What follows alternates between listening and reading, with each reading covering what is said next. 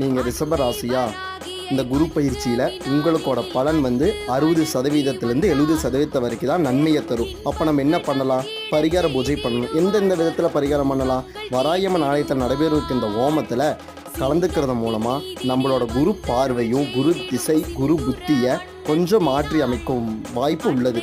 அதுக்கான பரிகார ஹோமம் வருகின்ற 1ஆம் தேதி நடக்குது.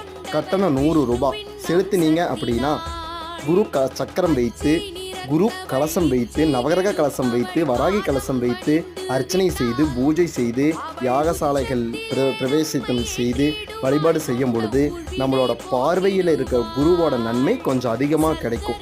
தவறாமல் இந்த வாய்ப்பை பயன்படுத்திக்கோங்க ரிஷபராசி அன்பர்களே. நன்றி. தவறாமல் 1ஆம் தேதி ஹோமம் நடைபெறுது, கலந்து